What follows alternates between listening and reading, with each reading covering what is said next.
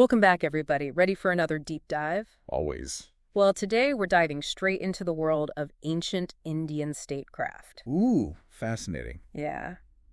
And to guide us, we've got the Arthashastra. Oh, a classic. It is. It was written by Kautilya. Sometimes known as Chanakya. Right, exactly. Sometime between the 4th century BCE and the 3rd century CE. Wow, that's quite a time range. Yeah, it is. But imagine, right, ruling a vast empire thousands of years ago. Oh, I can't even imagine. Rival kingdoms, rebellions, all of that. Talk about a challenge. I know, right? And the Arthashastra was basically the ultimate handbook for a ruler in those times. The ruler's guide to survival, you could say. Exactly. And we're going to try to uncover some of its secrets today. I love it. Secrets, ancient wisdom. Well, what I think is incredible about the Arthashastra is just how practical it is. You're right. It's not just some abstract philosophy. Right. It really gets into the nitty-gritty of ruling. Yeah, it covers everything from economics, Fortification. espionage, Even, shall we say, the supernatural. a little bit of magic thrown in there for good measure. Always helps. So it's like Machiavelli's The Prince meets a spy thriller. With a dash of mysticism. I'm in. Exactly. But before we get into all the cloak and dagger stuff, Yeah, let's lay the groundwork. right, what did Kautilya think a ruler really needs? Well, from the start, he emphasizes knowledge. Oh, okay. He lays out 4 essential sciences for any ruler. 4 essential sciences. Okay, lay 'em on me. We've got Anvikshaki, Anvikshaki, okay. the Vedas. Okay, the Vedas, I know those are the sacred texts of Hinduism. Right, exactly. They provide moral and spiritual guidance. Makes sense for a ruler. Then there's Varta, Varta. which is basically economics and commerce. Right, the lifeblood of any kingdom. Got to keep the money flowing. Absolutely. Okay, so that's 3. What's the 4th? Okay, the 4th is Dandaniti. Dandaniti. Okay, I'm not familiar with these first and last ones. Anvikshaki and Dandaniti. Okay, let's break them down. Yeah, please. So Anvikshaki basically encompasses philosophy. And here's where it gets really interesting. Ooh, I love interesting. It includes both orthodox and unorthodox schools of thought. Interesting, okay. It even includes Lokayata. Lokayata, now that's a new one for me. This is often interpreted as atheism or materialism. Really? Imagine that. Atheism considered essential knowledge for a ruler. Yeah, that's pretty radical for an ancient text. In an ancient text. Especially back then. It shows you how forward-thinking Kautilya was. It really does. So, philosophy, religion, economics, we're hitting all the bases here. We are. But what about Dandaniti? What's that all about? Dandaniti is essentially political science. Okay. The art of wielding power effectively. Okay, so like practical politics. Exactly. Okay. Danda refers to punishment, the coercive force of the state. Ah, I see. And niti means wise policy or guidance. So it's knowing when to use the stick and when to use the carrot. That's a good way to put it. Okay, so Kautilya is basically saying a good ruler needs a mix of everything. Philosophical thinking, spiritual grounding, and a good understanding of economics. And those practical political skills. Practical skills. It's a very holistic view of leadership. Very much so. Like we might emphasize even today. Yeah. Well-rounded, multi-talented. Exactly. He wanted rulers to be prepared to deal with the real world. The real world, no ivory tower theorizing here. Not at all. But the Arthashastra doesn't just focus on book smarts, does it? No, it goes deeper than that. It gets into the psychology of leadership, too. You could say that. I seem to remember you mentioning something about self-control. Oh, absolutely. Okay. Kautilya was big on self-control. Okay. Both for the ruler themselves, Yeah. but also for their ministers. Makes sense. You don't want your advisors losing their heads. Exactly. He understood that power can be very tempting. It's intoxicating, isn't it? It can be. Yeah. And a ruler surrounded by, shall we say, weak-willed or disloyal ministers. Uh-oh, recipe for disaster. So how do you make sure everyone's on the straight and narrow, especially back in ancient India? Well, Kautilya advocates for a system of, let's call them loyalty tests. Loyalty tests. Okay, this I gotta hear. He outlines all these elaborate scenarios designed to test ministers. Oh, wow. Offers of bribes, Well, power, even plots to overthrow the king. that is hardcore, like a high-stakes game. Wow. It really is. So tell me about these tests. Give me an example. Okay, so imagine this. A minister is approached by someone. Okay. This person claims to represent a neighboring king. Okay, rival kingdom intrigue. I like it. And they offer this minister vast wealth, Mm-hmm. a high position in their government. Tempting, tempting. If he betrays his current king, Wait, so it's a setup. The person offering the bribe actually works for the king. Exactly. It's all a test. A carefully orchestrated test. Oh, man. If the minister refuses, great, he passes. Okay. If he hesitates or even considers the offer, Yeah. well, let's just say his career is probably over. That is intense. Talk about pressure. It's a trial by fire. You know, it kind of reminds me of the things modern corporations do. Oh, interesting. How so? Background checks, performance reviews. Right. Even those team-building exercises that sometimes feel like assessments. Oh, yeah, I know what you mean. It's all about figuring out who's loyal and who's competent. That's a great parallel. The methods have changed, but the goal's the same. Exactly. Kautilya, just like leaders today, knew that trust is essential. Yes. But you got to keep testing it. Especially when power's involved, yeah. Especially when power is involved. Well, speaking of testing trust, Yes. the Arthashastra takes that to a whole other level with surveillance. Ooh, yes. This is where things get really interesting. It really does feel like something out of a spy thriller. It does. It's like Kautilya was running ancient India's version of a super sophisticated intelligence agency. He was obsessed with information. Yeah. He outlines this whole network of spies. Wow. They were everywhere, gathering information, sabotaging things, even carrying out assassinations. Whoa. Okay, so this was a serious operation. Very serious. This wasn't just random informants. Right. It was organized, systematic. And all designed to keep the ruler one step ahead. One step ahead, always. So I gotta know, Yeah. what kind of disguises were these ancient spies using? Okay, picture this. Okay. Students blending into scholarly circles, Mm-hmm. ascetics mingling with religious communities, Okay. merchants just, hanging out in the marketplace. Right, blending in. And, you ready for this one? Oh, yeah.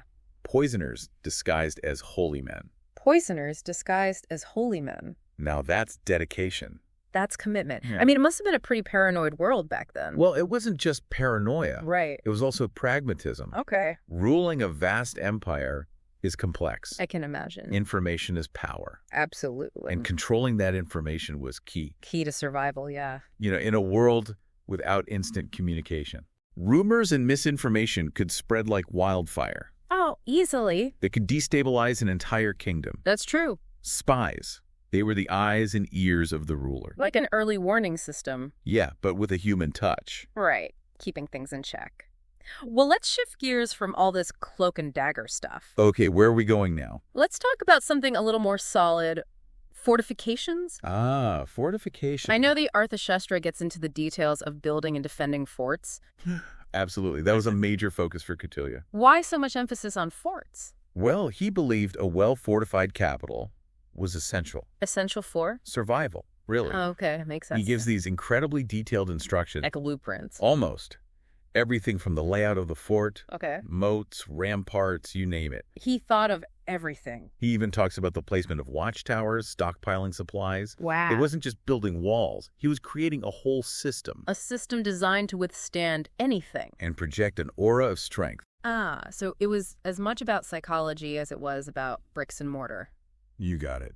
So what was unique about his approach? Well, what always gets me is how he uses natural features in the design. Oh, interesting. Like what? He recommends building on elevated ground near rivers. Using the natural terrain to your advantage. Exactly. Yeah. Imagine a fort on a hill Yeah. with a river acting as a natural moat. Oh, yeah. Good luck getting past that. Yeah, it's a nightmare for any attacker. It's like he's taking notes from Sun Tzu's Art of War. Exactly. Use the environment to your advantage. But it wasn't just about practicality, was it? No, there was also a symbolic element. Oh, I see. Kautilya believed in projecting power through architecture. I like it. Decorative elements, Mhm. statues of deities, Yeah. anything to inspire awe. Remind everyone who's in charge. Exactly. The fort was a statement. It's like the ancient Indian equivalent of a skyscraper, right? Or a palace. A symbol of power and prosperity. Yeah, that was- It really makes you appreciate the skill of those ancient engineers and architects. It does. They didn't have modern technology. Right. And they created these massive structures. They really did. It's incredible. And if you look at the broader historical trends, yeah. it's fascinating to see how fortifications evolved. How so? They went from simple earthen mounds Mm-hmm. to these elaborate castles and citadels. It's quite a journey. The Arthashastra gives us a glimpse into that whole process It does, yeah. and shows how important fortifications were. Shaping societies. Shaping societies, exactly. Well, we've covered knowledge, leadership, espionage, even architecture. Why a lot? Now it's time to talk about money. Ah, yes, the heart of the matter. Because the Arthashastra doesn't shy away from economics, does it? Not at all. Mm-hmm. Kautilya dedicated a huge chunk of the text to economic management. Why was that so important to him? He believed a stable kingdom Yeah. needed a strong economy, Makes sense. and that meant looking at everything. Everything. Like, Taxation, agriculture, okay, standard stuff. trade. Right, gotta keep those trade routes open. But also, believe it or not, the regulation of activities like prostitution and liquor. Prostitution and liquor. Okay, now we're talking. Tell me more about these regulations. Well, he outlines guidelines for taxing prostitutes, Okay. licensing liquor sales, even managing gambling houses. Wow, so he wasn't afraid to tackle the vices. Kautilya was a pragmatist. Yeah. He knew these activities existed, Yeah. and he thought it was better to regulate them Then to try and ban them. than to try and ban them. It's like the debate we have today about legalizing marijuana. Oh, that's a good comparison. You know, generate tax revenue, maybe reduce crime, Exactly. take some power away from the black market. It's fascinating how these dilemmas just keep popping up. Right. Across time and cultures. What's the right balance between individual freedom and government control? Big questions. Big questions. They were relevant then and they're relevant now. So, besides those red light district regulations, were there any other policies that might surprise modern listeners? Well, one that might raise a few eyebrows is his support for price controls. Price controls. Really? He believed the government should step in sometimes, Mhm. stabilize prices, prevent exploitation, Especially during times of scarcity. especially during times of scarcity. Interesting. That's definitely more hands-on than a lot of governments are today. It is, but it reflects a different view of the state. How so?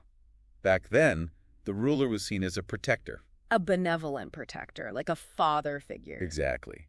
Responsible for the people's well-being, Including their economic well-being. including their economic well-being. And in a world without, social safety nets. More sophisticated markets. Yeah, price controls might have made sense. They might have been necessary. It just goes to show you that economic policies, Yeah. they're always a product of their time. There's no one right answer for every situation, That's a valuable lesson to remember.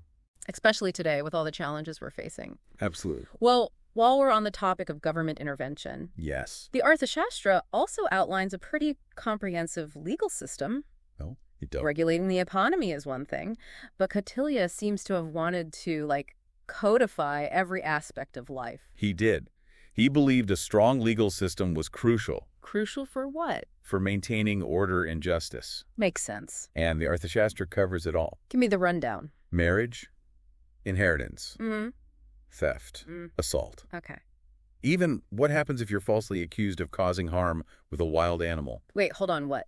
Causing harm with a wild animal. You heard that right. Okay, that's a new one. Tell me more about this wild animal legal drama. So let's say someone accuses you of using a wild animal to cause harm, Okay. and that accusation is proven false. Yeah. Not only is the accuser punished, Uh. but you, the falsely accused, you get compensation. Oh, okay, so justice is served. Justice is served. What kind of compensation are we talking? Like a few gold coins? A prime piece of farmland? Not quite. Okay, what is it then? The text refers to a ritual offering of washing the legs. Washing the legs of the accused person. That's where it gets interesting. Okay, I'm intrigued. The compensation wasn't really about material value. Oh, okay. It was more symbolic, ritualistic. I see. So what did this washing of the legs involve? It involved a container of liquor, garlands, and scents. Wait, so whose legs are we washing here? I'm a little confused. That's the thing. It wasn't about washing anyone's legs literally. Oh, okay. You see, death caused by a wild animal that was often seen as a spiritual matter. Like a sacrifice almost. Exactly. So this ritual offering, it was meant to cleanse the event. Cleanse it of. Negative energy, appease the animal spirit. So it's less about financial compensation, more about spiritual appeasement. Precisely. It's like an apology to the elephant or tiger involved. It is. That's fascinating. It shows you how intertwined law, religion, and culture were back then. Absolutely. Law wasn't just about rules and punishments. No. It reflected society's values. Its beliefs about the world. It makes you think about our legal systems today. It does, doesn't it? They reflect our own values and assumptions. They do. We might not have rituals for appeasing wild animals anymore, Sure. but our laws still say a lot about us. What we consider fair, just morally right. It's a reflection of who we are as a society. Exact. Fascinating stuff. It is. Really is. The Arthashastra is full of surprises. It really is. It's like a window into another world. A world that's both familiar and strange. Exactly. And that's what makes it so compelling. It is. Well, we'll have to dive into more of its secrets next time. I can't wait. I'm looking forward to it. Me too. This has been great. It has. See you next time.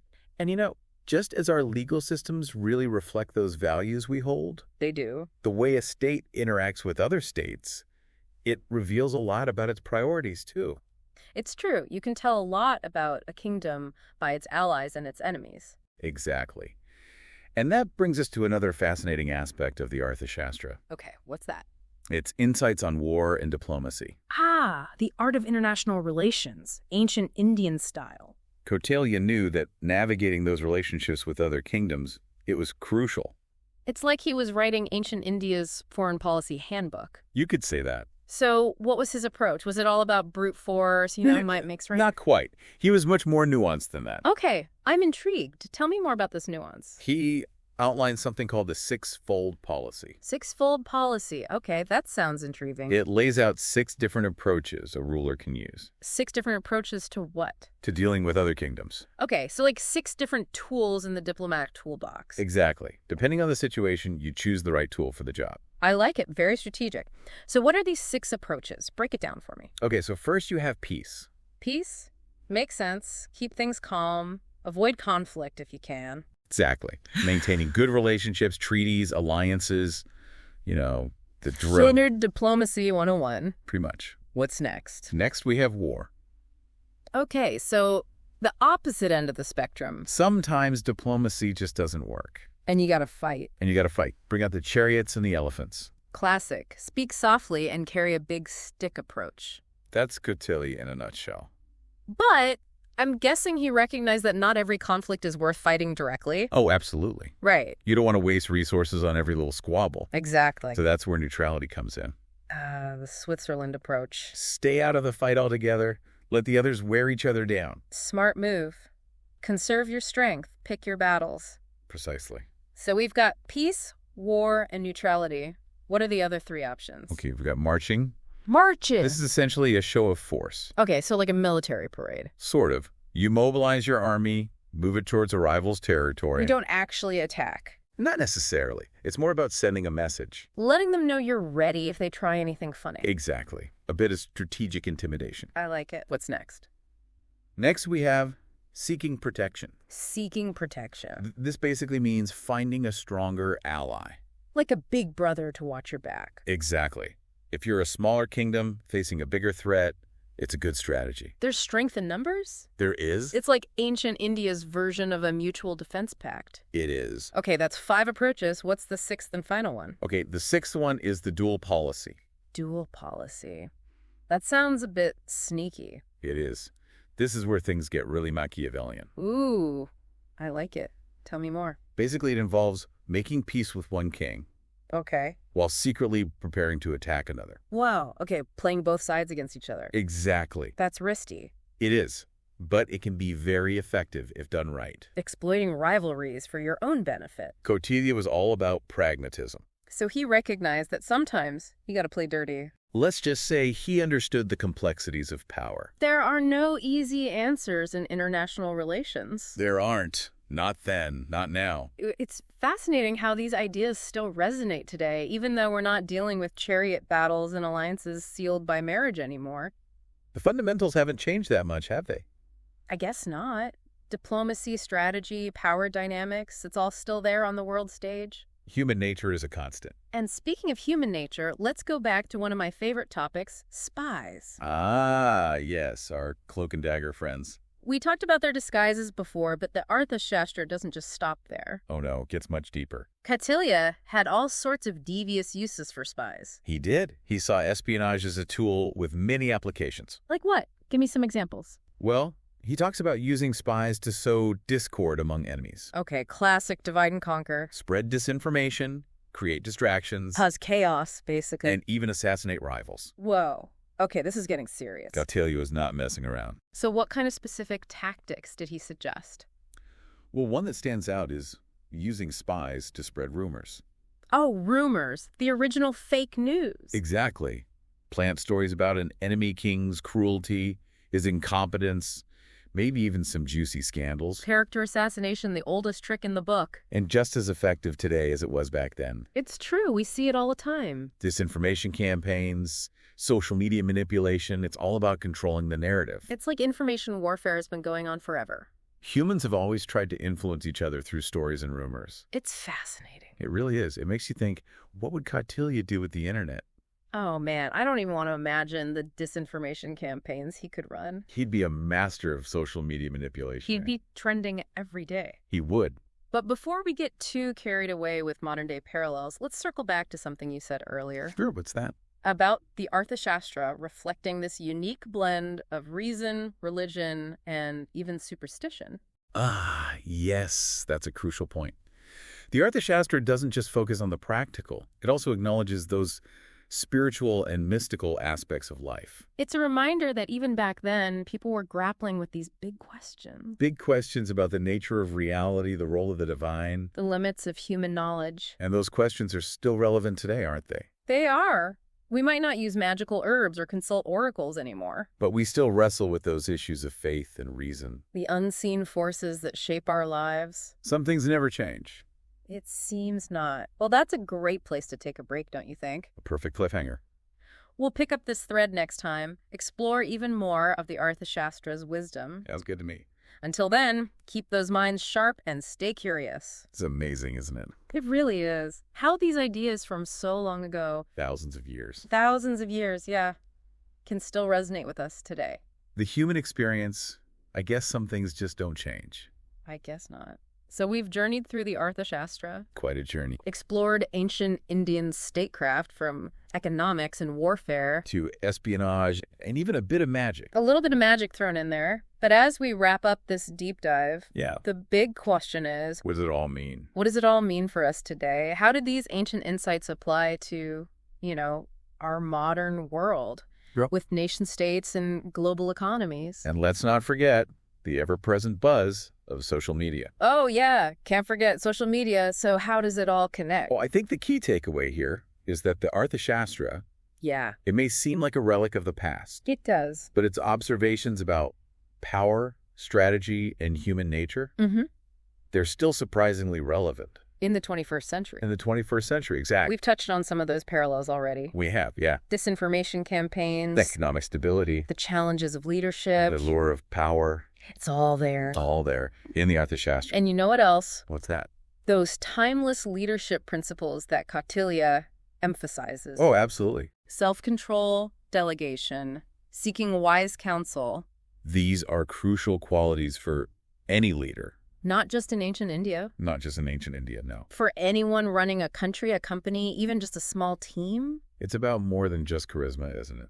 it is. It's about making tough decisions, Managing resources, navigating relationships. staying grounded, Yeah, staying... qualities that never go out of style. They don't. But the Arthashastra also highlights Yeah, that power itself, it's a double-edged sword. It can be used for good. or for ill. Kautilya doesn't shy away from those darker aspects of statecraft. It doesn't. Deception, manipulation, even violence. He's acknowledging the reality of how power is often used. Right, both then and now. Exactly. He's not condoning these tactics, is he? No, I don't think so. It's more like he's laying out a framework for understanding how power works. how it operates in the real world.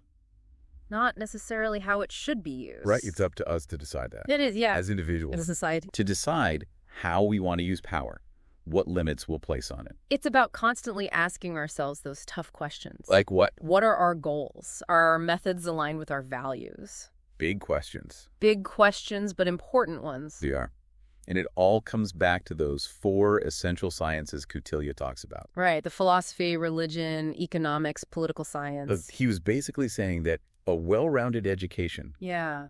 it's crucial Crucial for what? for responsible leadership, Okay. for informed citizenship. So it's not enough to just know how to get power. No. You have to understand its complexities. Its potential for good and bad. You need a moral compass. Exactly. Power without wisdom. Dangerous A combination. dangerous combination. And that, my friends, is a lesson that echoes throughout history. It does. Well, for our listeners out there Yeah. who might be feeling a little overwhelmed by all this talk of ancient statecraft and power dynamics, Take a deep breath. yeah, take a deep breath. We're not suggesting you all go out and start recruiting spies. Or practicing your ancient Sanskrit incantations. Right, exactly.